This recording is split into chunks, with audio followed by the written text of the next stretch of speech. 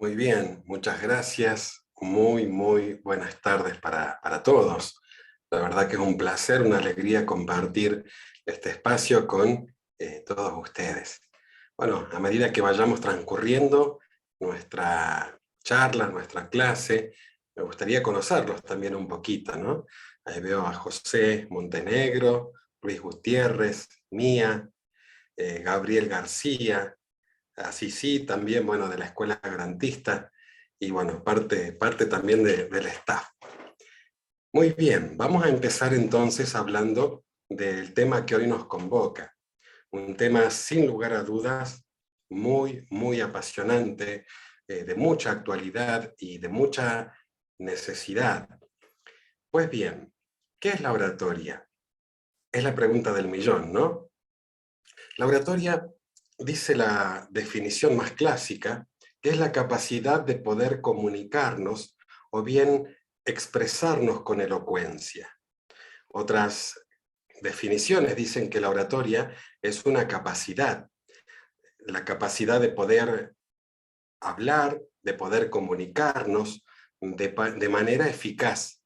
Lo hacemos a través de la palabra hablada, de la palabra escrita, también de mensajes no verbales, tales como los gestos, los silencios, el sentido inconsciente del olfato y también las percepciones. Si nosotros desmenuzamos un poquito esta idea, este concepto, vamos a lograr comprender lo relevante que es para nosotros poder comprender que la oratoria no es solo un concepto o una definición.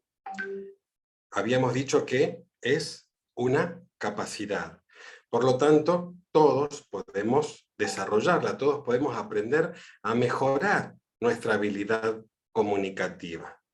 De esa manera, cada uno de nosotros podrá ir, a medida que va transcurriendo el tiempo, la práctica y el uso de las técnicas, ir adquiriendo un montón de nociones vinculadas al arte de hablar en público.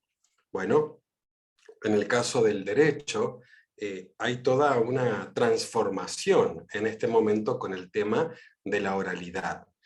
Todos los abogados están teniendo que utilizar la oralidad y la oratoria a efectos de poder presentar sus defensas, sus alegatos, y por eso es tan imperioso el hecho de poder desarrollar habilidades comunicativas.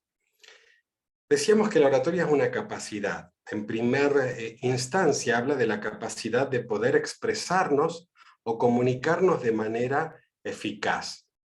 Esto quiere decir que todos también podemos comunicarnos o podemos hablar, escribir, gestualizar, pero es posible también que lo hagamos de manera ineficaz. ¿Por qué? Porque partimos de una premisa que tiene que ver con que la comunicación en sí misma tiene Muchas axiomas. veces decimos, no, Axiomas o bien leyes universales. ¿Cuáles son estas leyes universales de la comunicación? Bueno, vamos a desarrollar a nuestros fines una ley universal de la comunicación, un axioma, el primero. ¿Qué dice este primer axioma de la comunicación? Bueno, habla de la imposibilidad de no comunicar, así como lo decimos. Lo voy a escribir acá en el chat. Axioma número 1 de la comunicación es la imposibilidad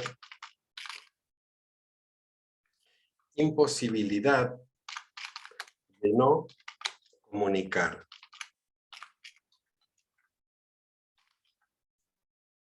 Esta frase resulta muy importante a nuestros fines, porque la teoría de la comunicación sostiene de que toda comunicación es conducta. Es decir, que en presencia de persona a persona, siempre, absolutamente siempre vamos a estar comunicando. No existe la no comunicación. Es imposible no comunicar una vez que estamos en presencia de persona a persona. Por esa razón, no solamente comunicamos por lo que decimos, También comunicamos por nuestra postura, nuestra gestualidad, nuestra expresión facial, nuestros ademanes, el movimiento que hacemos con las manos. Comunicamos en la forma de respirar, comunicamos con el mensaje que estamos transmitiendo, comunicamos también a través de la forma de expresarnos, el tono, el volumen de la voz. Todo eso puede y debe estar en armonía con el mensaje que pretendemos transmitir. Entonces volvemos a esta definición, que ahora ya todos sabemos que no es solo una definición, sino que además genera parte de una forma de vivir, una forma de poder expresar nuestro pensamiento más profundo. Dice esta definición, ¿no? Que también es el arte de expresarnos con elocuencia. ¿Y qué es la elocuencia? Bueno, le vamos a preguntar a los griegos y a los latinos de antaño, ¿no? Bueno, ellos decían que la elocuencia, la elocuentía, era el testimonio externo de un alma profunda. Es decir, una persona de bien que se expresa y se comunica de manera correcta.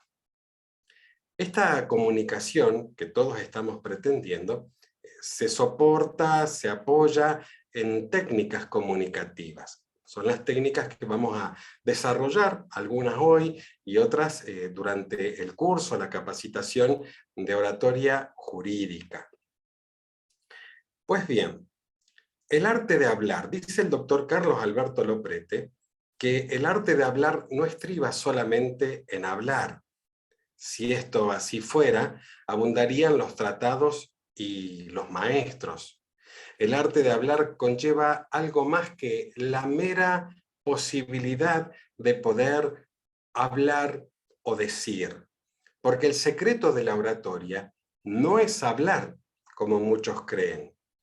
El secreto de la oratoria es decir, que es muy diferente a hablar. Y el súper secreto de la oratoria es cómo lo digo, cómo puedo transmitir un argumento, cómo puedo transmitir una idea, cómo puedo transmitir un pensamiento, cómo puedo lograr una sintonía interaccional con mi público. Bueno, esto supone un verdadero desafío. Por ejemplo, ahora tenemos el desafío de la virtualidad. La virtualidad, como bien sabemos, ha llegado para quedarse. ¿Estamos acostumbrados a la virtualidad?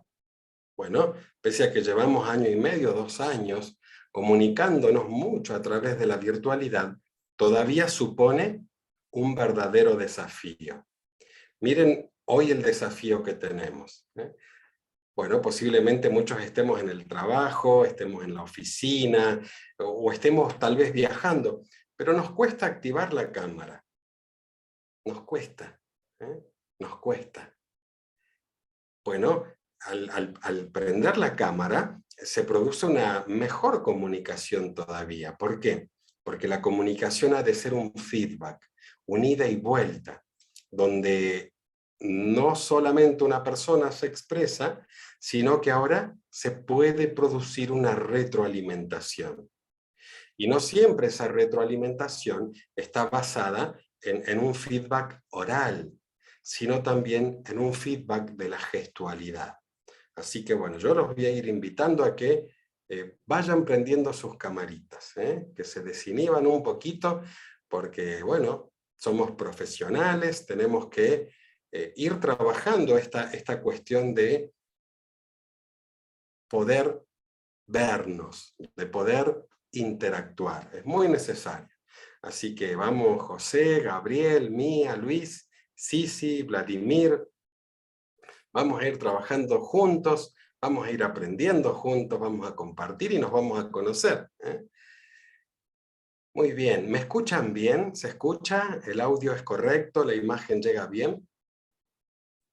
Doctor, sí se escucha. Bueno, Luis, muy bien. José,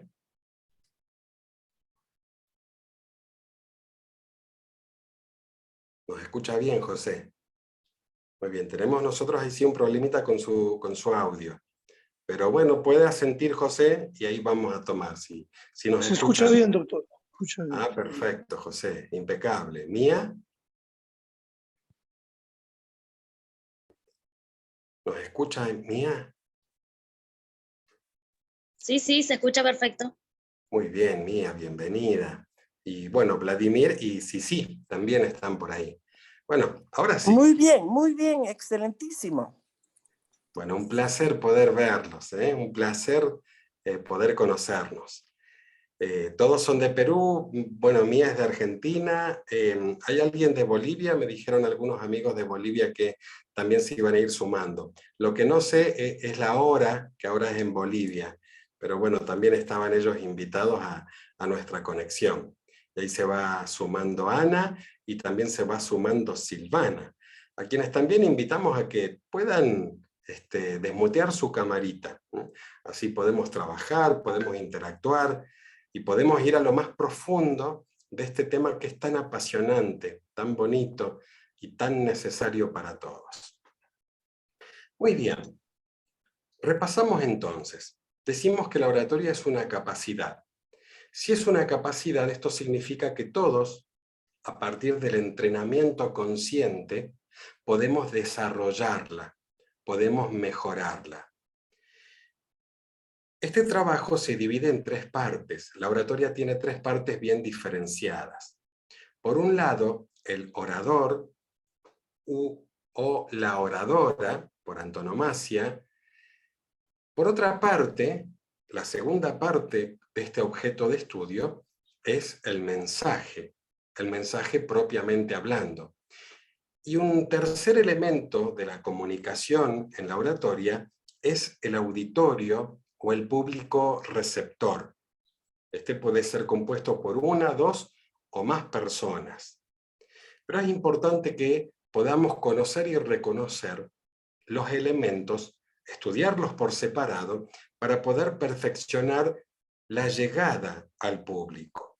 Los tres elementos son relevantes, es decir, uno no existe sin el otro. Un orador sin un público no existe, no tiene razón de ser. Un orador, una oradora, un abogado, una abogada, sin un mensaje, sin una causa, bueno, no hay razón de ser. Tampoco hay razón de ser si no tiene un destinatario. Los tres elementos del acto comunicativo son importantísimos. Pero si nosotros tuviéramos que responder, ¿cuál es el elemento más importante de la oratoria? Podríamos aseverar que es el mensaje. El mensaje. Bueno, esto nos quita mucha presión, porque muchas veces nosotros de alguna manera nos perseguimos, ¿no? Y tenemos un montón de reparos en nosotros o en el otro. Pero si nosotros capitalizamos toda la energía en preparar bien el mensaje, en concentrarnos bien en cómo va a ser la introducción, en cómo va a ser el desarrollo, cómo voy a construir los alegatos, cómo voy a construir esa estructura narrativa que me va a permitir argumentar de manera efectiva y poner toda la concentración en esa estrategia, en también de pronto poder pensar cómo piensa la fiscalía, cómo piensa la parte contraria. Bueno, como si se tratara de una estrategia de ajedrez, por así decirlo, ¿no?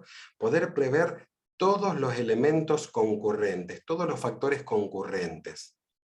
Eso permite ser conciso, breve, efectivo, dinámico, y no caer en la linealidad o la monotonía.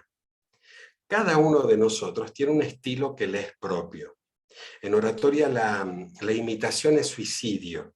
¿Qué queremos decir con esto? Que cada uno de nosotros debe tener su propio estilo oratorio. Por supuesto, siempre adaptado a la realidad, al contexto, al tema que estoy tratando, a la situación, al público al cual le estoy expresando lo que estoy comunicando. Pero el estilo nos hace únicos. Esto es muy, muy importante, la autenticidad del ser. No renunciar nunca a quienes somos. De hecho, somos seres únicos e irrepetibles en toda la historia de la humanidad. Nunca antes hubo otra persona como usted, no hubo otro usted, no hubo otro David. Si hoy miráramos un ratito y tuviéramos cámaras muy potentes y viéramos nuestra huellita dactilar, bueno, no encontraríamos una parecida ni en este auditorio virtual, ni aunque hubieran 500 personas aquí reunidas. Somos seres únicos e irrepetibles, de manera tal que cada uno tiene su propio estilo. Pues bien, ¿qué debe tener en cuenta un orador que busca transformarse en un expositor profesional? Bueno, muchas cuestiones, ¿no? Pero, por ejemplo, debe ser una persona que tenga un buen léxico, que posea un buen vocabulario. En el ámbito del derecho hay un léxico o un vocabulario que es específico. Esto permite reconocer y conocer que la oratoria tiene 3 majestades. Conozcamos la primera de ellas, majestad número 1. Su majestad, el tema. ¿Qué significa su majestad, el tema?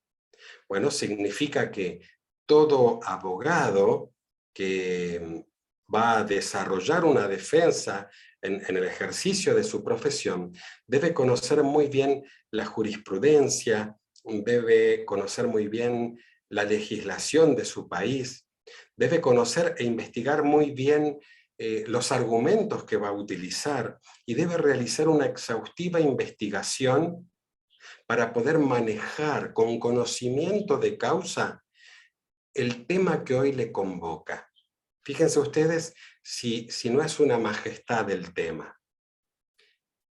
No solo nos vamos a quedar con conocer esto a grandes rasgos, ¿no? Sino que ahora también nos vamos a concentrar en la segunda majestad que tiene la oratoria. ¿Cuál es? Pues bien, su majestad, la preparación. Es decir, que además de conocer ampliamente todo lo que hace al ámbito normativo, legislativo, jurisprudencial, doctrinal, que está bien, voy a preparar a conciencia y de una manera profunda, amena, respetuosa y responsable el tema sobre el cual voy a exponer. Entonces, su preparación lleva mucho tiempo, donde a conciencia ahora el abogado o el profesional o el orador hace una preparación exhaustiva de lo que va a exponer. Y la tercera y última majestad no es menos importante y se llama su majestad la predisposición. ¿Qué significa su majestad la predisposición? Bueno, significa que debemos prepararnos psicológicamente para el acto comunicativo. Es decir, poder utilizar herramientas como, por ejemplo, de la programación neurolingüística y de la inteligencia emocional para poder hacer un muy buen papel en relación a lo que estoy diciendo, argumentando, prepararme psicológicamente con elementos psicológicos de sostén para poder hacer un buen papel. Bueno, son aspectos a tener en cuenta. Estamos muy lejos de una improvisación. Al contrario, la preparación es un elemento fundamental a la hora de poder argumentar. Entonces, esto conlleva práctica. ¿Qué otras cuestiones podemos decir del expositor contemporáneo? Bueno, además de manejar el léxico adecuado, la terminología adecuada, el expositor va a procurar hacer un trabajo que tiene que ver con el plano intelectual. ¿Y qué condiciones o cualidades intelectuales debe poseer el expositor contemporáneo? Bueno, debe desarrollar, por ejemplo, su capacidad para memorizar. Su capacidad para memorizar. Muchas veces nosotros no desarrollamos esta capacidad al nivel que podemos desarrollarla. Hay elementos o estrategias que se denominan estrategias mnemotécnicas y tienen que ver con cómo funciona la mente para retener ideas, citas, frases, estadísticas, datos, que ahora nos permiten utilizarlos y que estos vengan a nuestra mente toda vez que necesitemos utilizar un argumento o un contraargumento. Si yo me concentro, fijo la atención en el tema, en lo que necesito decir, en ese momento puntual, bueno, a la memoria o la memoria me traerá a la mente y a la palabra, al verbo, todo aquello que necesito hacer y decir. Otras condiciones intelectuales tienen que ver con la creatividad y la imaginación.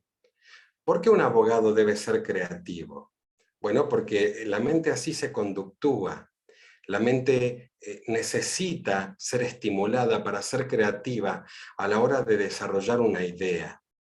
Una idea no debe ser presentada sencillamente como una idea más. Hay que procurar que esta idea sea potente, que esta idea sea coherente, que esta idea esté cohesionada de manera creativa. Para esto, bueno, también es necesario recurrir a otro elemento, a otra facultad del alma y facultad intelectual, en fin, que es la inspiración. La inspiración no solamente existe en el mundo del arte. Un abogado que esté inspirado va a ser un abogado que tenga un alto poder persuasivo, va a ser convincente. Las ideas van a fluir de manera más natural. ¿Por qué? Porque está inspirado. Y esa inspiración no solo debe existir en el momento de presentar su alegato o de dar un discurso. La inspiración debe estar presente desde el primer momento. Ese momento en el cual preparo mi alocución. Bueno, la inspiración debe encontrarnos trabajando para llegar. No es que vamos a encontrar la inspiración porque sí. La inspiración conlleva procesos de reflexión, procesos también de llamarnos a silencio y procesos de meditación. Esto es poder meditar sobre el asunto sobre el que voy a exponer. Y meditar significa, de alguna manera, masticar, digerir, pensar, repensar y dejar las ideas en remojo, macerando. ¿Para qué? Bueno, para que en algún momento podamos obtener mejores conclusiones. Por eso una defensa, un discurso, un examen oral no debe presentarse de la noche a la mañana. Debe haber un proceso previo de trabajo intelectual, donde ahora trabajo algunas cuestiones de manera escrita, voy teniendo información, datos, y todo esto lo voy condensando en un espacio que puede ser el espacio virtual, puede ser en una libreta, en una hoja, en un grupo de WhatsApp que vos tengas con vos mismo, usted tenga con usted mismo, y que ahora usted ahí va poniendo ideas sueltas. Estas ideas sueltas van a funcionar como las piezas de un rompecabezas. Y en algún momento usted va a poder detenerse a ordenar y a organizar esas ideas sueltas. Es muy probable que en un primer momento usted deba jerarquizar las ideas, seleccionarlas. ¿Qué argumento tiene mayor potencia que otro argumento? ¿Qué idea fundamental voy a desarrollar? ¿Cuál va a ser mi tesis? ¿Cuál va a ser mi hipótesis? ¿Cómo voy a hacer una introducción que despierte el interés de mi interlocutor? ¿Qué tan potente va a ser? ¿Cuál va a ser esta estrategia? ¿Cómo hacer una introducción que sea eficaz? Y lo que es más, ¿cómo lograr una sintonía interaccional con mi público? Porque cuando todos llegamos a una audiencia, a un auditorio, bueno, sufrimos mucho estrés emocional importante. Esto es normal, no tenemos que preocuparnos por ello. De hecho, Gabriel García Márquez tituló un artículo diciendo: no se preocupe, tenga miedo. Claro, porque ese temor, ese miedo, en principio es natural. Todos tenemos miedo a lo desconocido. Todos de alguna manera padecemos un poco de ese estrés emocional importante. Es una respuesta fisiológica de nuestro sistema nervioso central. Pensemos que nuestro cerebro, acá tengo un cerebrito chiquitito de plástico, no es de verdad. Y acá tenemos otro acá atrás, está un poquito más graficado. Acá está. ¿Se ve bien? ¿Sí? Fíjense. Sí, doctor, sí se ve. Genial. Bueno, tenemos dos hemisferios en nuestro cerebro. ¿Saben cuánto pesa un cerebro? Más o menos. A ver, arriesguemos. ¿Cuánto pesa un cerebro? Arriesguemos. El que lo sabe, bueno, lo sabe. ¿Cuánto pesará un cerebro? Más o menos. Soy Nelson. Calculo que unos 750 gramos. Muy bien, José dice 750 gramos. Mía dice que 1 kilo. A ver, ¿quién da más? ¿Quién da menos? 750 gramos, 1 kilo y medio, dicen acá de la Escuela Garantista. Muy bien, Silvana, vieja. ¿Cuánto? Menos de 1 kilo. Luis dice que menos de 1 kilo. Muy bien, Azul. ¿Qué dice Azul? ¿Cuánto pesará más o menos un cerebro? Esa masa palpitante que tenemos dentro de la cavidad craneal. Bueno, los chicos de la Escuela Garantista han acertado, se llevan el premio mayor.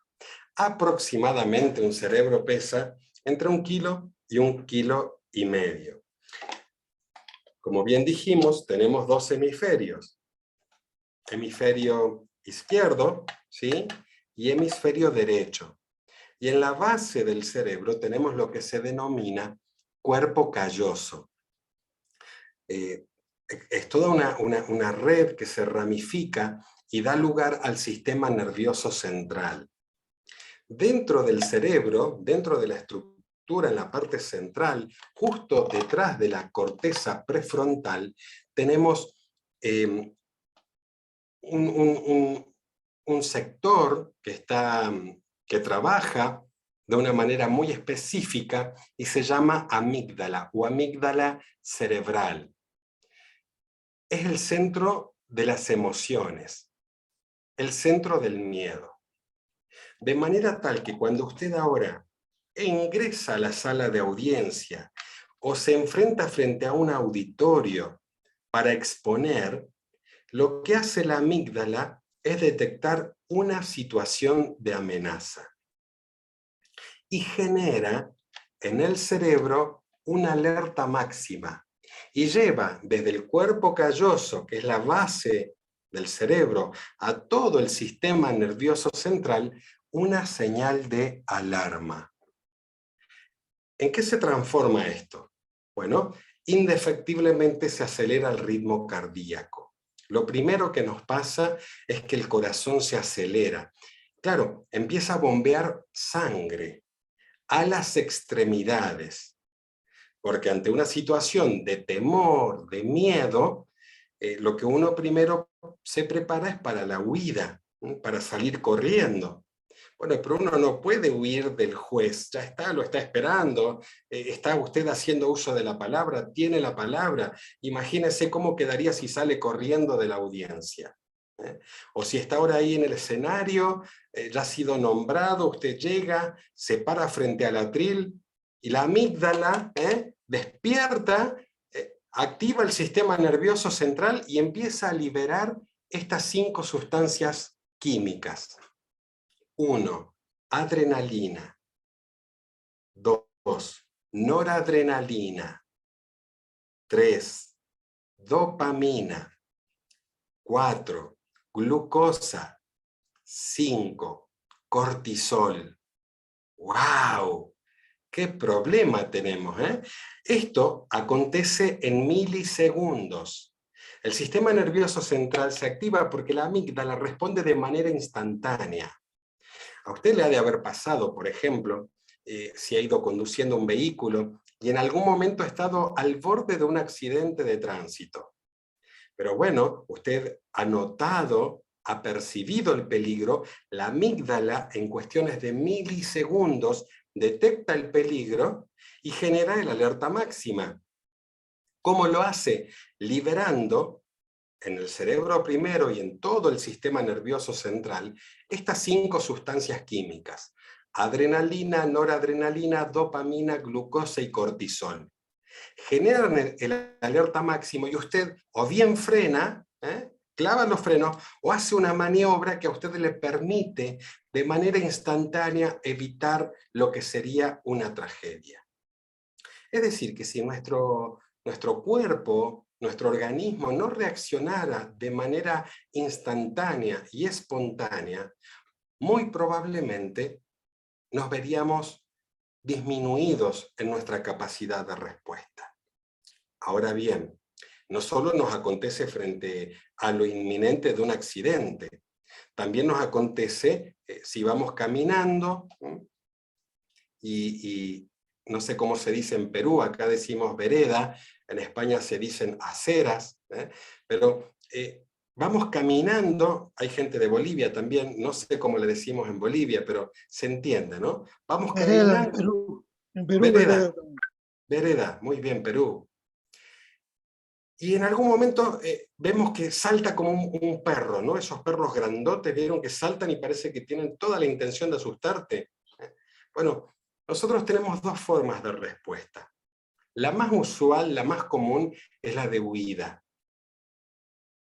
Nuestro sistema activador reticular ascendente, una sigla para SARA. Voy a dejar otro concepto por acá. SARA. Tiene nombre de mujer, o bien también SRAA. Son siglas para Sistema Activador Reticular Ascendente, o Sistema Reticular Activador Ascendente. Que esto está muy por detrás de la corteza prefrontal, en la parte posterior del cerebro, donde se concentra el foco de la atención.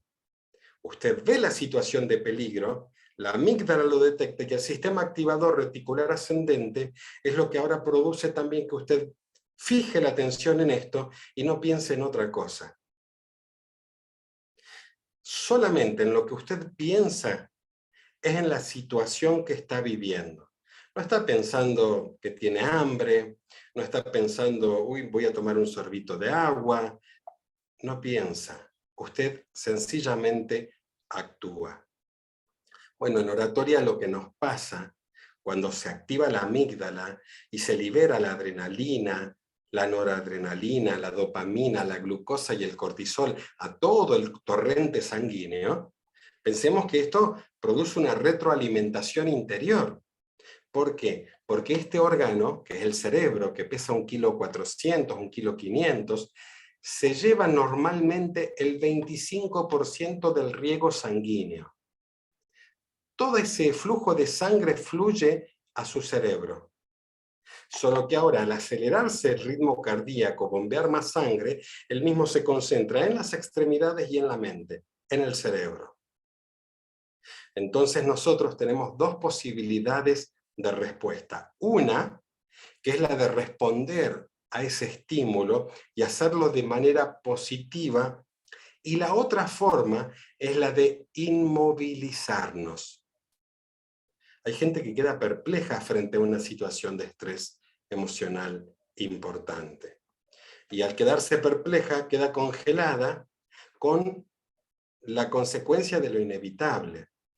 Hay personas que han subido a un estrado, a un escenario, o están rindiendo un examen oral y pese a que en la antesala comentaban todo el conocimiento, bueno, en ese momento les ataca el síndrome de la mente en blanco. se produce en muchos casos una vasoconstricción periférica. Esto significa que los vasos sanguíneos de la expresión facial se contraen. Se contraen. La persona se pone pálida. Hay gente que hasta se desmaya.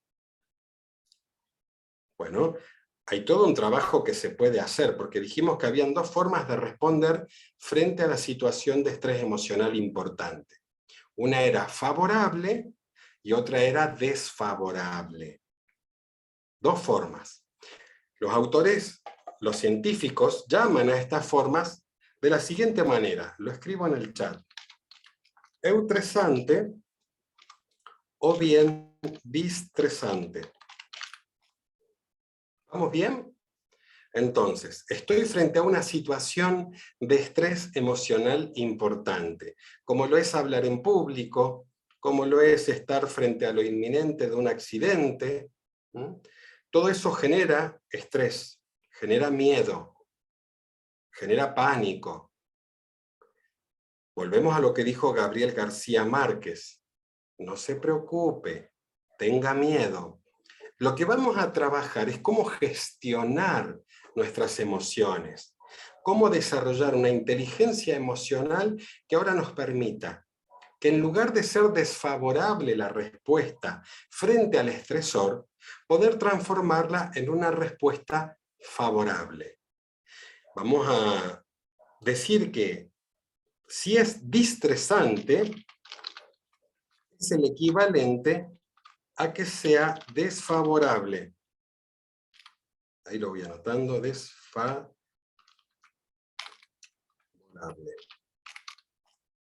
Para quienes vayan tomando apuntes. Si es distresante, es desfavorable. Y por lo tanto, si es eutresante,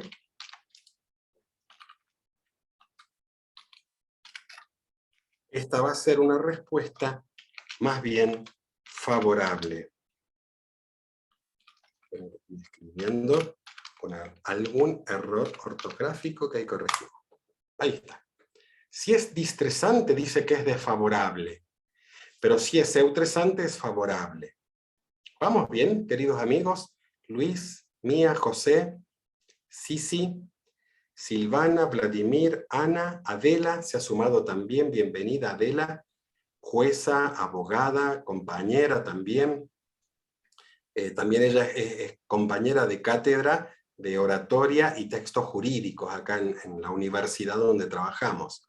Así que bueno, es un placer, Adela, que hoy nos acompañes también. Vamos bien, profesor. Muy bien, gracias, José. ¿Me explico en el concepto? ¿Sí? Cualquier duda, cualquier inquietud, volvemos, retomamos. Y acá, ¿vieron cómo preguntamos, no? Dijimos, ¿me explico?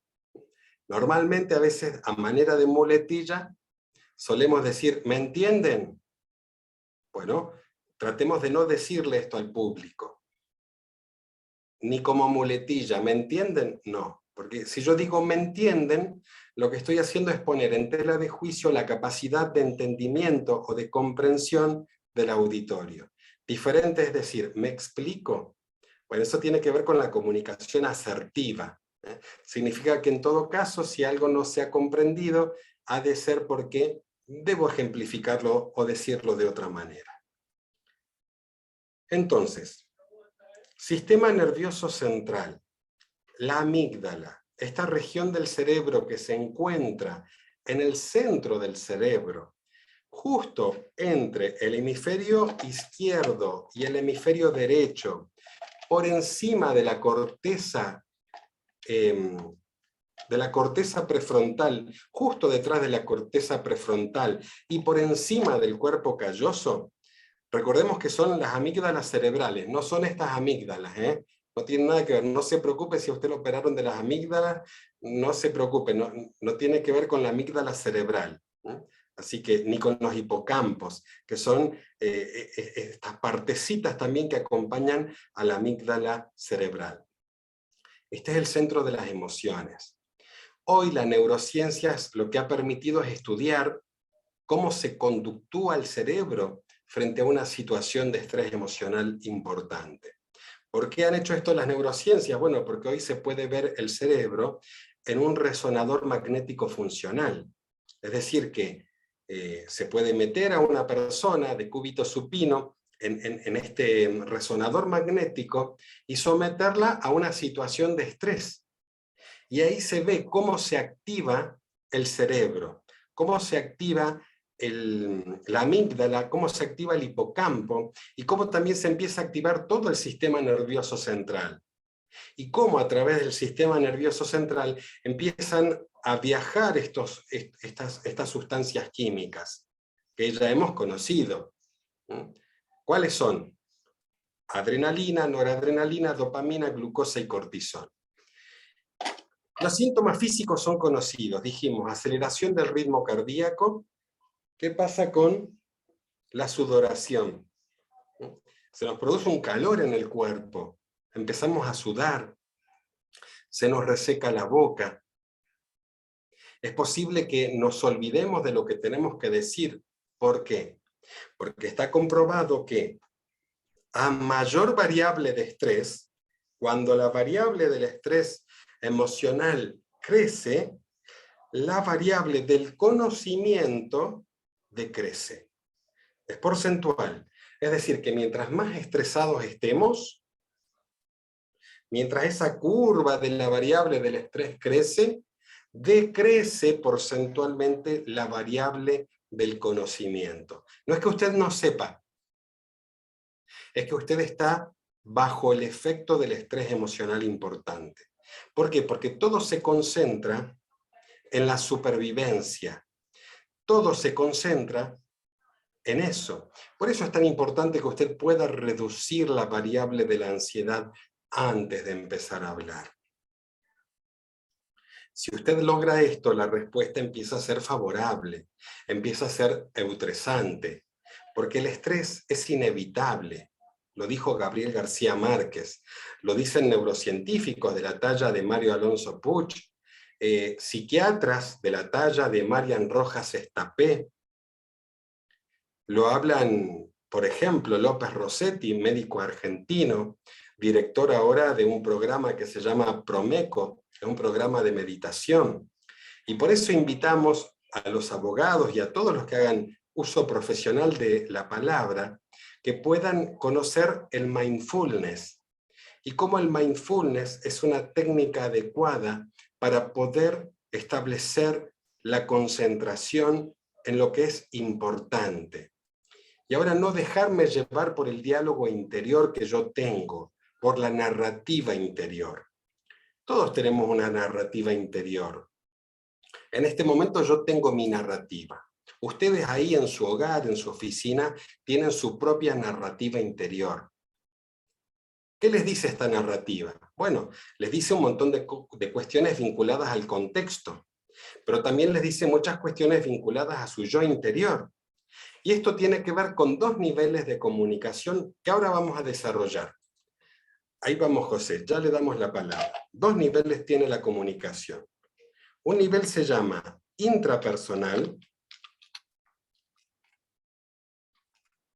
y otro nivel se llama interpersonal. Y ahora vamos a hablar de ellos. Muy bien, José, te escuchamos.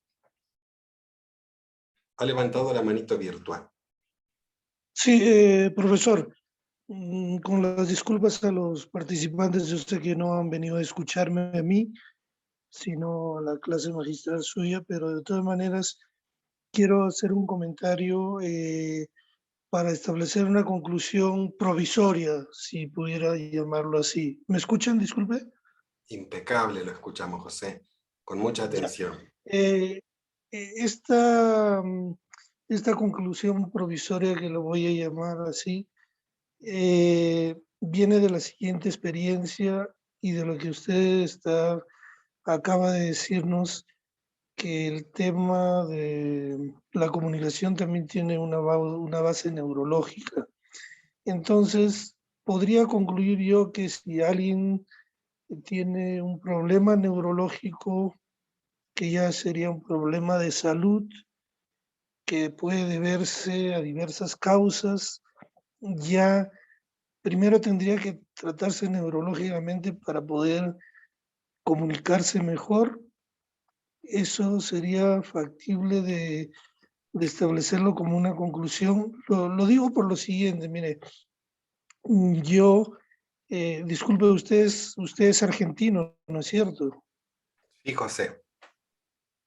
Ya, yo soy peruano y en Perú tenemos ahora un presidente que no logra hilar una idea de inicio a fin. Y por lo que usted está refiriendo, y algún momento lo pensé, esta persona tiene un problema. Yo lo dije en lo pensé en su momento cerebral, ¿no? Un problema que de salud, no lo dije neurológico, no lo pensé así tampoco, un problema cerebral que empieza hablando de una cosa y termina hablando de otra. Entonces, le doy como un ejemplo de hoy, lo que está sucediendo en nuestro país. Bien. Entonces, ¿eso podría ser un problema de salud que no se puede ya mejorar? Disculpe la pregunta. Bueno, vamos por parte. Es posible, en oratoria y en deportes también se le llama handicap o handicap, a una situación desventajosa en relación al resto. ¿Sí? Un handicap o un handicap es una situación desventajosa en relación a otros. ¿Sí? Pues bien, el cerebro tiene sus zonas del lenguaje y recordemos también que se han descrito al menos más de 10 tipos diferentes de inteligencias. Lo cierto es que todos venimos o todos nacemos con más de 100.000 millones de neuronas. Un bebé tiene 100.000 millones de neuronas. Importante, ¿no? Y el bebé nace preprogramado, con funciones preprogramadas, por ejemplo, para el lenguaje, para la matemática, para la inteligencia naturista, para la inteligencia interpersonal, la inteligencia intrapersonal. Para todas y cada una de las inteligencias nosotros venimos con un sistema preprogramado. Ahora bien, en la primera infancia empezamos a aprender el lenguaje. Si un niño está expuesto en su hogar a 2, 3, 4, 5, 6 idiomas o más, es muy probable que aprenda todos y cada uno de los idiomas. Si se hablan estos idiomas con fluidez y de manera natural. Pero también si en ese hogar no hay un desarrollo adecuado del lenguaje, el contexto no es el adecuado, el lenguaje es vulgar, soez, limitado, bueno, en lugar de desarrollar esa capacidad que ya viene preprogramada en este asombroso órgano. Pensemos que el cerebro es el único órgano que se piensa a sí mismo. Y viene con funciones preprogramadas. ¿Qué empieza a ocurrir si no utilizo esas funciones preprogramadas? Bueno, empiezo con lo que se denomina poda sináptica. Poda sináptica. ¿Vieron cómo se podan los arbolitos? El recorte de para. Es decir, el cerebro viene preprogramado para la supervivencia. Si el cerebro ve que hay una capacidad que yo no desarrollo, empieza con la poda. Y dice, bueno, entonces si esto no lo usamos, lo vamos a empezar a desechar. La inteligencia artificial funciona igual, muy parecido. Por eso la inteligencia artificial es eso, es inteligencia artificial basada en la inteligencia natural. Les debe haber pasado que en su móvil, cuando hay aplicaciones que no utilizan, entran en un estado inerte y con el tiempo te da la opción de que las elimines, porque te dice esto no lo estás utilizando, realmente estás ocupando un lugar que... ¿Les ha pasado esto? Bueno, lo mismo pasa con el cerebro. Por eso nosotros decimos que la oratoria es una capacidad, que independientemente de nuestro handicap o handicap, de la situación desventajosa en relación a otros, porque no todos hemos nacido con lo que muchos dan en llamar el don de la palabra. ¿Qué significa esto? Que hay personas que tienen condiciones naturales, hay personas que tienen condiciones genéticas, de tal palo, tal astilla se dice, ¿eh? Posiblemente su papá fue juez, su mamá fue docente, fue un gran orador, y bueno, y hay cuestiones, una predisposición genética, o algún ancestro, el abuelo, la abuela, el bisabuelo, el tatarabuelo, posiblemente hace que una persona tenga una predisposición genética. Pero también es posible que no la tenga. Ahora bien, si no la tiene, ¿la puede desarrollar? La respuesta es un rotundo sí. Podemos desarrollar y mejorar nuestras habilidades comunicativas.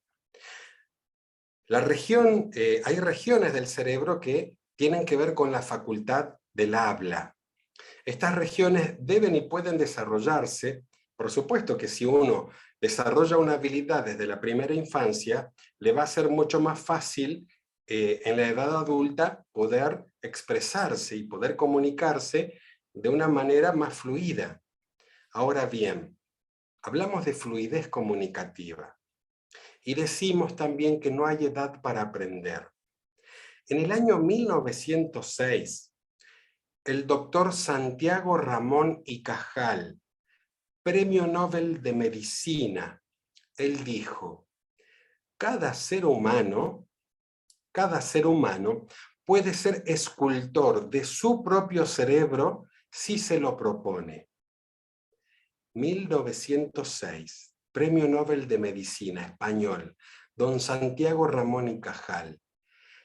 Cada persona, cada ser humano, puede ser escultor de su propio cerebro si se lo propone.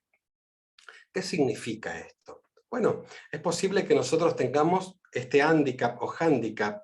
Puede ser algún problema psicológico, psiquiátrico, puede ser una dislalia, una dificultad para articular palabras, puede ser una tartamudez, puede ser algún problema neurológico, pero nada de todo esto imposibilita la capacidad de poder expresarnos y o comunicarnos.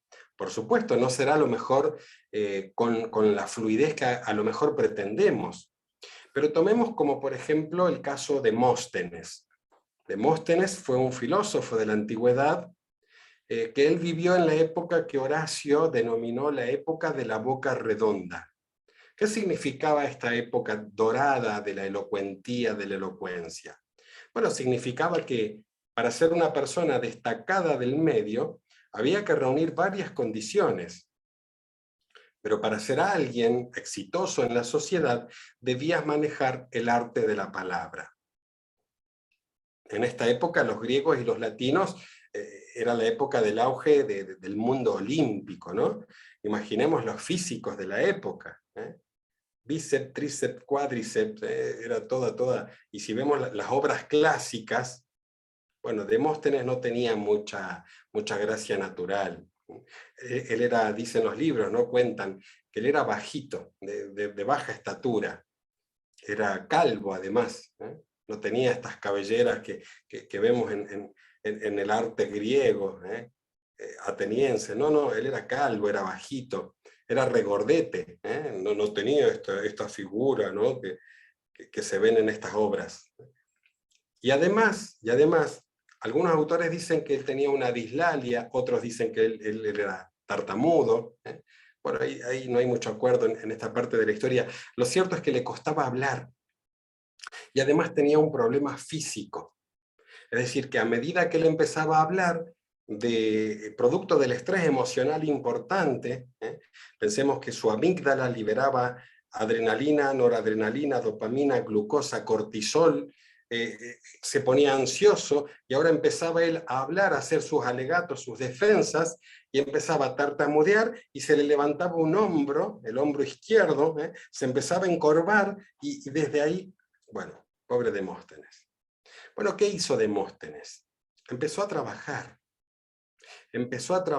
tal y como cual lo dijo más tarde don Santiago Ramón y Cajal, empezó a esculpir su cerebro, empezó a trabajar esta poda sináptica para desarrollar la capacidad de poder expresarse mejor. y se iba a entrenar. ¿Cómo era el entrenamiento de este rey de la oratoria? Porque así se le llamó.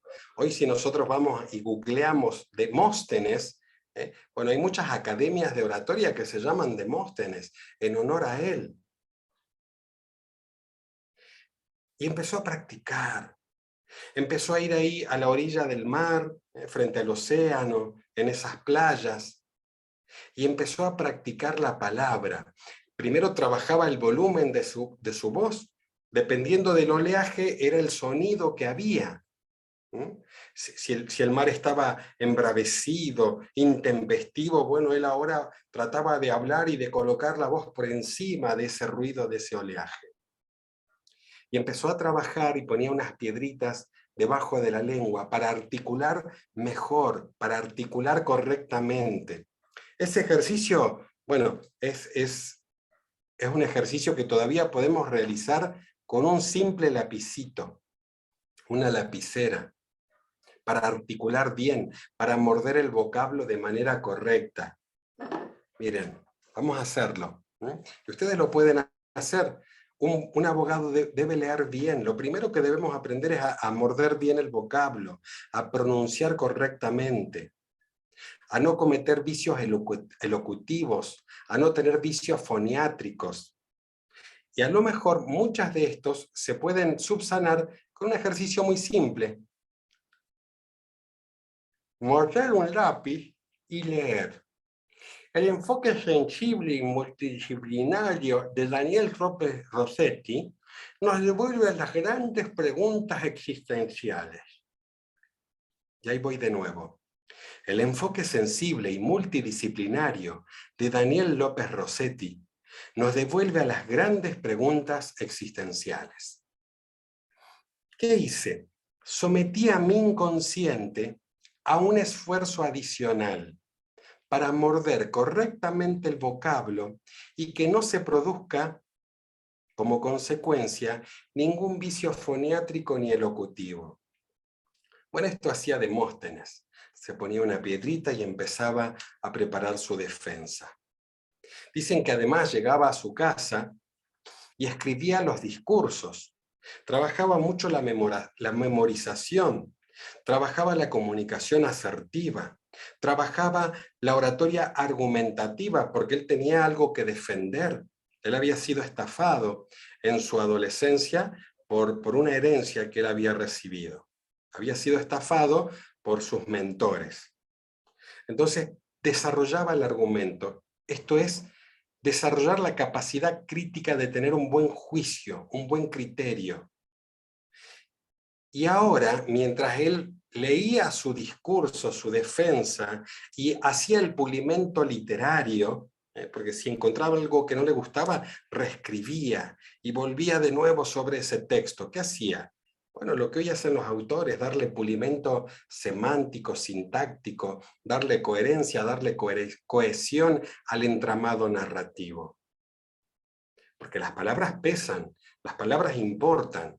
Debo saber elegir vocablos originales, vocablos adecuados, elegir vocablos que tengan la carga semántica suficiente como para persuadir, como para convencer, como para sembrar la duda, como para ser asertivo, como para producir en el otro imágenes acústicas suficientes que lo hagan dudar de lo que él siente, cree o piensa. Esas herramientas permiten que cuando la otra parte, la fiscalía o el abogado contrario, realice su defensa o su contraargumento, bueno, va a tener que esforzarse mucho. ¿Por qué? Porque hice toda la etapa de la preparación de ese caso. Todo eso va aconteciendo en la mente. Bueno, Demóstenes además dicen que del techo de su casa colocaba una larga espada pendiente que le tocaba el hombro izquierdo, que era el hombro que se le levantaba cuando él empezaba a hablar producto de la tensión nerviosa. Al punto que se lastimaba el pobre Demóstenes, ¿no? Pero de esa manera entrenó, de manera consciente, entrenó su inconsciente. Es poderoso lo que estamos diciendo. Todos nosotros, los aquí presentes, de manera consciente podemos entrenar nuestro yo inconsciente. ¿Qué significa esto? Que si tenemos un hándicap o un hándicap, es decir, una situación desventajosa en relación a otros, todos sabemos nuestras limitaciones, todos conocemos nuestras debilidades.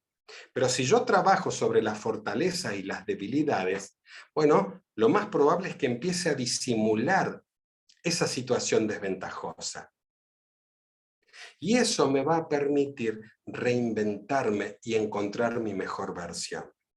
Por supuesto que si estoy en una situación compleja, donde necesite ayuda profesional desde el ámbito de la psicología, bienvenida a la ayuda profesional, bienvenida, por supuesto.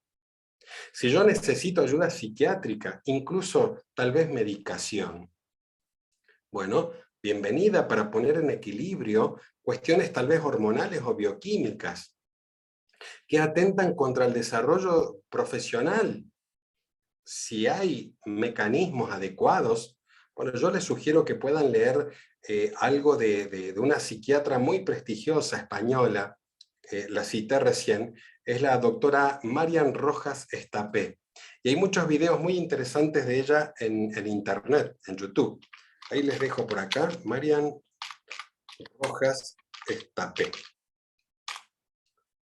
Ella es hija de psiquiatra y nieta de psiquiatras. Su papá y su abuelo son psiquiatras de psiquiatras.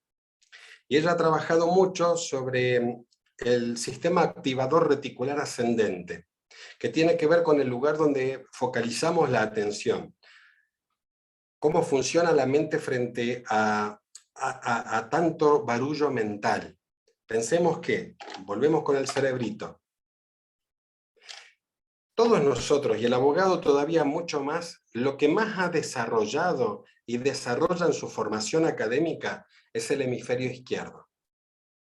Trabaja muchísimo porque es el centro de la lógica, de la razón, del pensamiento matemático. Por eso trabaja mucho la lucidez mental. Pero lo que debemos lograr es que además pongamos en juego las otras habilidades que nos da el hemisferio derecho. Son más habilidades vinculadas a la inteligencia emocional, a la creatividad, a la imaginación, a la inspiración, a la inteligencia naturista, a la inteligencia espiritual, a la inteligencia musical. Por eso es importante lograr que ambos hemisferios puedan trabajar en equilibrio. Si no, seríamos solo un busto, ¿no? De acá para arriba. No, somos seres holísticos. Tenemos que ir integrando un montón de cuestiones para que éstas armonicen. Y si tenemos un hándicap o un hándicap y necesitamos ayuda profesional, bueno, podemos buscarla. Neurológica, psiquiátrica, psicológica, foniátrica. Foniátrica. También es bueno reconocer cuando, bueno, podemos mejorar algún aspecto que hace a nuestra persona. La suma de todo esto, más la suma de las técnicas adecuadas, de una estructura narrativa, que vamos a ver en el curso de oratoria forense, oratoria jurídica, son las que nos van a permitir ahora ganar tranquilidad. Porque hay 4 premisas que son fantásticas en la oratoria. 1, paciencia. 2, replanteo. 3, comprensión. Y 4, serenidad. Nosotros tenemos que ser dueños de nosotros mismos, dueños de nuestra respuesta física, dueños del pensamiento, dueños de la emoción, dueños de nuestra voz. Eso nos va a permitir ganar una cualidad muy importante en nuestro estilo oratorio. Esa cualidad es el aplomo. El aplomo tiene que ver con la capacidad de estar a la altura de las circunstancias, ni más ni menos. Entonces empiezo a tener una comunicación muy asertiva, porque cuando digo algo y hago una cita de autoridad, ya no quedan dudas, es asertiva. Muy difícilmente alguien pueda poner en tela de juicio cuando una comunicación está sustentada en una cita de autoridad. Y ahí la palabra autoridad nos permite no solo quedarnos con este concepto contemporáneo de la autoridad, sino remitirnos a la etimología de la palabra autoridad. ¿Qué dijeron los griegos y los latinos cuando hablaron de la autoridad? Bueno, ellos hablaban del autor augere. Esa es la raíz etimológica de la palabra autoridad. Volveremos sobre ella en breves instantes. Vamos a escuchar la palabra de nuestro compañero José Montenegro y continuamos. José, tenés toda nuestra atención. Sí, profesor, me queda claro lo que usted nos acaba de indicar, pero yo el tema neurológico más lo vinculaba a la capacidad de realizar un juicio y no tanto al tema o a la herramienta que nos permite emitir oralmente, por decirlo así, ese juicio. Cuando le hablaba de, no porque sea contrario de repente del presidente, sino porque cuando quiere iniciar una idea, termina diciendo otra cosa. Tal Chespirito, incluso lo llaman aquí, ¿no? Bueno, pero ¿por qué menciono esto? Porque, como usted decía, Demóstenes tenía muchos hándicaps de tipo físicos, todos esos síntomas que él presentaba, pero a la hora de articular su discurso, de escribirlo, de transmitir la idea, de repente lo hacía de manera perfecta. Lo que no tenía era la posibilidad de transmitirlo de manera que lo entienda, pero eso se pudo corregir gracias a todos esos ejercicios que nos ha relatado. El punto de mi pregunta más es si la capacidad para hacer un juicio, llegar a partir de una premisa para llegar a una conclusión, puede ser un tema neurológico también, y si eso es factible de corregirse, porque si se trata de eso, a mi parecer, ya no se puede esculpir, como decía el autor que usted ha citado, Ramón Jiménez, me parece, ya no se puede Santiago Ramón y esculpir Cajal. Santiago Ramón y Cajal, ya no se puede esculpir ese aspecto, porque tenemos un problema de que no podemos realizar un juicio. Y eso es lo que yo decía, si se puede establecer como una conclusión provisoria de que en caso de que ya una persona tenga un problema, Está bien. no sé si neurológico, para realizar un juicio, ya eso se puede corregir a través de la oratoria, por decirlo, o ya no es corregible, o ya no se puede corregir. Esa es más o menos la idea. Bien, muy bien, José. Muy bien, excelente. Bueno, primero un poco nos excede, ¿no? Porque uno no puede diagnosticar porque uno no tiene formación en medicina, pero sí puedo argumentar en defensa de especialistas, ¿no?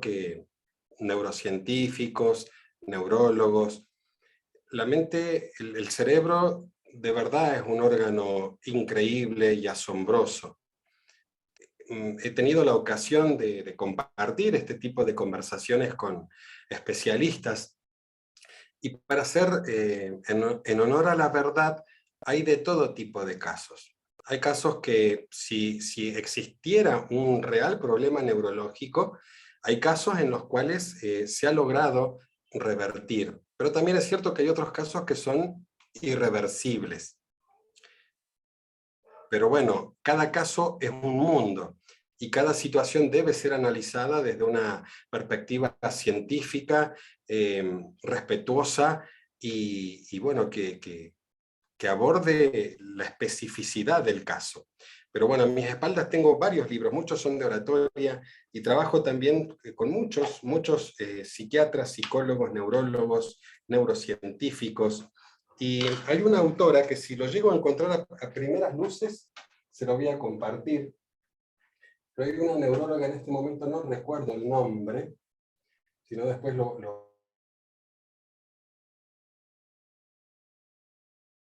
Ella es neuróloga y también es psiquiatra, es inglesa, y justamente habla de este tema, lo habla en profundidad, y da casos de los más complejos. Acá está. Se llama Susan Sullivan. Súper recomendado este libro. Este libro le va a responder en parte mucho de esta inquietud. Susan Sullivan. Se llama Todo está en la cabeza. Bueno, habla y da muchos casos, muchos casos. El estudio de casos lo que nos permite es entender primero que es un universo complejo, que cada caso es distinto, y que han habido casos que a primeras luces eran irreversibles, y que la ciencia, los tratamientos han logrado proezas increíbles. Y han habido otros casos en los cuales no ha habido resultados favorables. Pero ya estamos hablando de patologías. Entonces, creo que cada persona debe tener la responsabilidad de saber asumir cuando puede desarrollar una actividad con responsabilidad y cuando no. Y en esto todos tenemos que ser responsables. Por ejemplo, hay ocasiones en las cuales yo he declinado una invitación, tal vez por estar atravesando una situación personal. Y es algo personal, es una decisión personal. Entonces, un poco que escapa a nuestra mirada, a nuestra perspectiva. Pero tanto la doctora Marian Rojas Estapé como la doctora Susan Sullivan son especialistas en estos temas, y ellos han tratado este tipo de problemas. La región del cerebro, el área del cerebro que trabaja el tema del habla, se llama el área de Broca. Broca, así se le llama. Este es el centro del lenguaje. Entonces, los neurólogos lo que hacen es poder trabajar para que esta área se pueda desarrollar.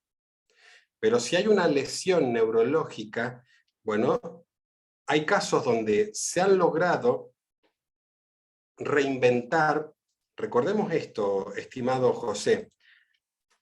Hoy en día hablamos de la neuroplasticidad. El cerebro no es estático. Las células del cerebro se regeneran a partir de células madre. Entonces, incluso en lugares donde habían lesiones neurológicas, muchas veces el cerebro acude de una manera muy interesante para poder reparar esas, y cuando no logra reparar esas, desarrolla otras que reemplazan a esas células dañadas. No todos los pacientes evolucionan de la misma manera, pero sí es cierto que hay muchísimos pacientes que tenían situaciones vistas de una forma irreversible y que han arrojado muchísima luz y muchísimos avances. Así que bueno, desde la perspectiva de nuestro objeto de estudio está en ir a un especialista y en no darse por vencido nunca, porque la mayoría de los casos reversibles se dan cuando hay muchísima fuerza de voluntad y también mucha contención y, por supuesto, buenos métodos de atención. Es lo que puedo decir al respecto, José. Recomendarte 2 profesionales de la neurología, de la psiquiatría, y bueno, que cada diagnóstico es único y cada persona es única. Así que es lo que tengo para decir al respecto. No sé si respondí tu pregunta.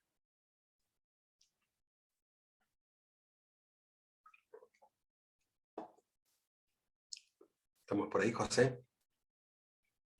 Me quedó claro, ahí está, muy bien. Muy bien, ¿cómo vamos? ¿Cómo vamos con las ideas, los conceptos? ¿Alguna inquietud hasta el momento?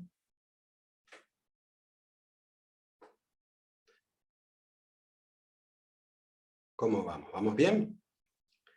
Bueno, no nos va a dar el tiempo que tenemos para avanzar en todo lo que nos queda por avanzar, pero bueno, no será ni la primera ni la última ocasión que compartiremos, así que... Entonces, hoy hemos hablado de algo que nos acontece biológicamente a todos. Nos ponemos nerviosos, nos estresamos. ¿Podemos renunciar al estrés? Es una pregunta. ¿Podemos renunciar al estrés? ¿Sí o no?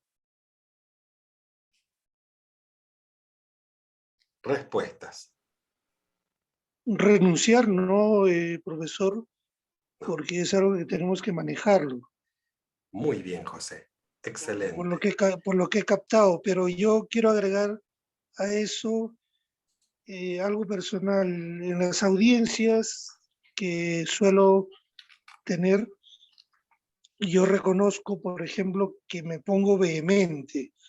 No me puedo controlar cuando algo es evidente, es claro, y digamos, las otras partes se empecinan en no querer entenderlo, ¿no? Entonces, mire, me sucedió ayer una anécdota, ayer en una audiencia tuve que levantar la voz para pedirle a la juez que modere la actuación de la otra parte porque estaba,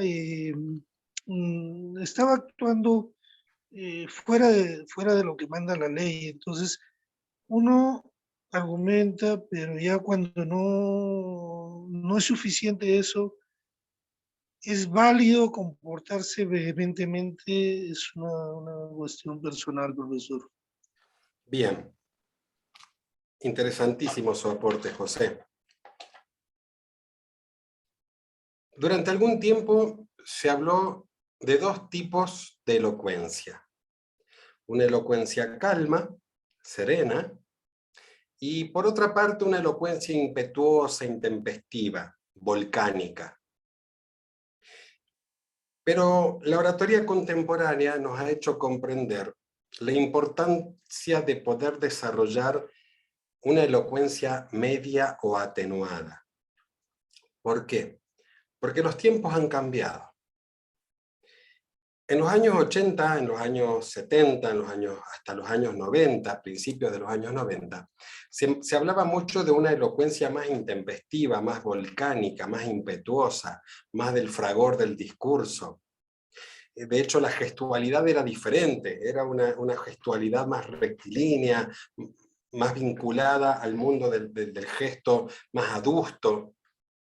Bueno, los tiempos han cambiado y a menos de que uno puede utilizar en algún momento la subida necesaria, el rigor necesario, es importante en la oratoria contemporánea poder jugar a matizar esa oratoria con la parte calma, porque a veces hay que mejorar el argumento, y no necesariamente por imponerlo desde lo impetuoso, hace que cale en las reconditeces más íntimas de mi interlocutor. Porque también ahí, fíjense, hablamos de elocuencia, ¿no? Hay una elocuencia afectiva y hay una elocuencia intelectiva. El abogado desarrolla y trabaja mucho la elocuencia intelectiva. Esta se basa en el uso de razonamientos.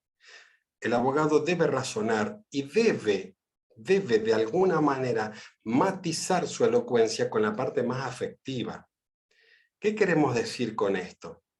Bueno, que hay momentos en los cuales para persuadir no solamente vamos a apuntar a argumentos intelectivos, sino también nos podemos valer de argumentos más bien de corte afectivos.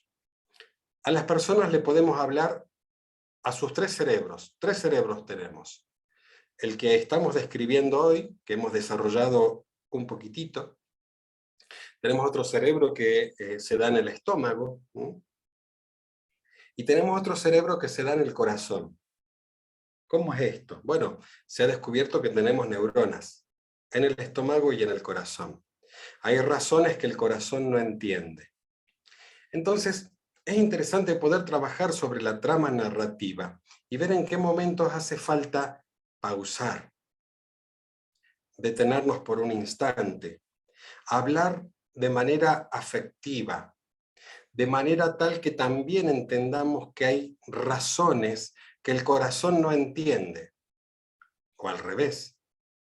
Pero jugar con esto nos va a permitir encontrar dentro de nuestro estilo oratorio otras formas. Y lo que es más, permitirnos razonar junto al auditorio sin la necesidad de ofuscarnos, porque nada es personal, no debe ser personal. Entonces, me parece que es interesante poder trabajarlo, poder practicar, poder jugar con los matices interpretativos y también aprender a manejar esta elocuencia intempestiva o impetuosa. Porque si nos es favorable, bienvenido, pero no siempre puede sernos favorable.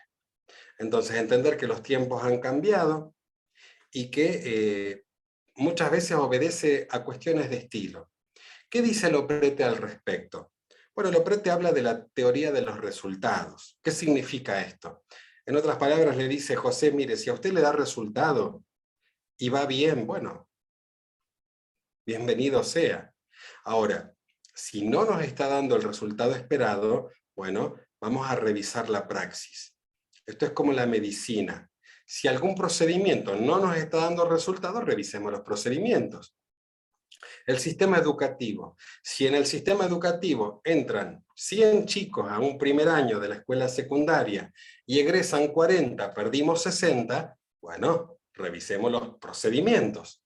Si José tiene 10 clientes y pierde 8 casos, bueno, José, revisemos los procedimientos. Pero todo siempre va en esa intuición interior, en esa reflexión interior, ¿no? La estadística, los datos muchas veces nos sirven para poder reflexionar nuestra praxis y también para ver otros modelos. Lo que usted ha hecho hoy es fantástico. Yo no soy abogado, me encanta el derecho, leo muchísimo, entiendo de jurisprudencia, entiendo de normas, de reglamentaciones, entiendo bastante de leyes, no es mi fuerte y realmente me apasiona. En cualquier momento me hago colega de ustedes, ya me han invitado porque realmente me encanta lo que hacen. Y ahora con todo lo que es la parte argumentativa, estoy siguiendo muchísimos autores, algunos de ellos españoles, algunas metodologías argumentativas de narrativa argumentativa, y la verdad que ha despertado en mí una pasión muy interesante. Por ejemplo, yo antes en mis clases decía que un argumento era como la secuencia de eslabones de una cadena. Bueno, ahora ya pienso de manera diferente. Y sin ser abogado, pienso que hay que construir una trama o un entramado en función de un argumento. Porque si yo sencillamente llevo una serie de eslabones, lo probable es que algunos se corte. Y si se corta, me disminuya la fortaleza o la poca fuerza que tenían otras partes de mi argumento. Ahora bien, si yo lo pienso como un entramado, aunque se me corte un hilo de esa trama, el entramado va a permitir que tenga sustento. Bueno, ¿cómo elaborar hipótesis? Bueno, todo eso lo vamos a ver en un curso que vamos a dar más adelante y va a contar con la ayuda de profesionales también del derecho que nos van a ir acompañando para que podamos ir haciendo el roleplay, ¿no? El juego de roles en función de esto. Así que José, solo sé que no sé nada, y como dijo otro filósofo, otro estudioso, dijo, cambiaría la mitad de lo que sé por la otra mitad de lo que no sé. Así que tenemos mucho todavía por aprender, por descubrir. La oralidad y la oratoria han llegado para quedarse y, por supuesto, siempre vamos a tener que pulir y mejorar nuestro propio estilo. Muy bien, abrimos el juego de preguntas. Preguntas, comentarios, ideas, sugerencias. Perfecto, doctor. Entonces pasamos rápidamente en caso de ir alguna pregunta, si no procederíamos a cerrar la masterclass, doctor Luis. Doctor David, disculpe.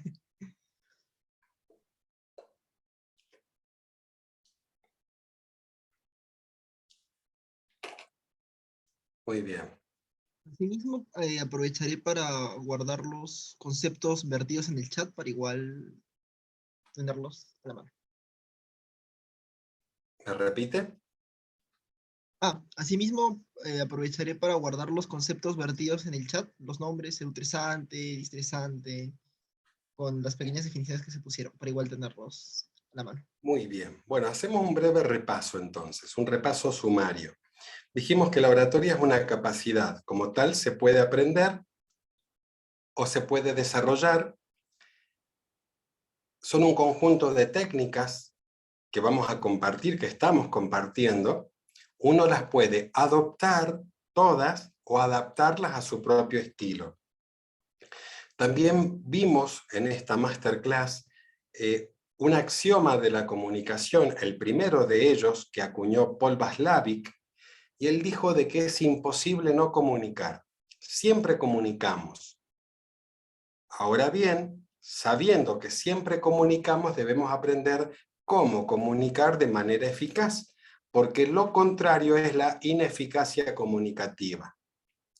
Hablamos un poquito de nuestro cerebro, ese órgano que pesa 1,5 kilos, que es el único que se piensa a sí mismo, que es el que nos va a ayudar a desarrollar condiciones y cualidades intelectuales, también morales, vinculadas a la ética profesional, y que es interesante conocerlo porque en él se encuentra esta región del cerebro que es la amígdala y los hipocampos, que son el centro de las emociones más vinculados al cerebro límbico, y que es el punto de partida para entender cuando estamos frente a una situación estresante. Y que hay dos formas de reaccionar frente a esa llamada de alerta que hace la amígdala. Una va a ser eutresante y otra distresante. Distresante es cuando entro en pánico, me inmovilizo y la verdad no puedo desarrollar ideas. Pero va a ser eutresante cuando ahora ese estrés me va a servir de combustible para decir todo lo que pretendo comunicar, decirlo de manera eficaz, de manera aplomada, de manera segura. ¿De qué va a depender de que sea eutresante o favorable? De dos factores que hoy no alcanzamos a desarrollar, pero lo decimos. Uno es el genotipo y otro es el fenotipo. ¿Qué es el genotipo? Bueno, es nuestra constitución natural, pero el fenotipo es sobre lo que podemos trabajar y mucho, porque tiene que ver con nuestras experiencias vividas. Un curso de oratoria lo que nos permite es cargar nuestra mochila de buenas experiencias comunicacionales para poder ahora expresarnos de manera eficaz, ya sea a través de la palabra hablada, de la palabra escrita, de mensajes no verbales tales como el gesto, el silencio, el sentido inconsciente del olfato y las percepciones. Esto hace de que nuestra reacción empiece a ser más eutresante que distresante, porque empezamos a manejar nuestra mecánica corporal y nuestra mecánica intelectual. Somos escultores de nuestro propio cerebro, reconociendo que hay una comunicación interpersonal, que es la que vemos y oímos, y hay otra comunicación que es intrapersonal, que tiene que ver con nuestro relato interior. Y también reconocer que somos de carne y hueso, que nos podemos equivocar, que todos y cada uno de nosotros tenemos un hándicap o un hándicap, es decir, una relación desventajosa. Todos tenemos algo que pulir, algo que mejorar, siempre, siempre. Y bueno, y que hay que ir a buscar autores, Mario Alonso Puig, Marian Rojas Estapé, y que tenemos mucho por descubrir de neuroplasticidad, de neurociencias, de gestión del estrés, también de gestión de las emociones, y que todo esto hace a lo holístico, a la formación integral del profesional. Queridos amigos de Perú, ha sido un placer enorme compartir este rato. Gracias a la doctora Adela Pérez del Viso, que fue quien me presentó con esta gente hermosa. Y bueno, espero y auguro que todos tengamos para allá, para el año próximo, mejores condiciones y mucho desarrollo humano. Muchas gracias. Gracias, doctor David. Estimadas y estimados participantes, agradecemos su participación. Asimismo, doctor David, ha sido un gusto y un placer y un honor tenerlo con nosotros en esta clase del día de hoy. Sin más que decir, muy buenas noches. Muchas gracias, buenas noches. Recordando Buenas la noches. clase, mi hándicap más grande es que repito mucho la palabra cuando converso. Nos pasa, Gracias, puede doctor. pasar las muletillas. Las muletillas. Gracias, doctor. Muy buenas noches. Gracias.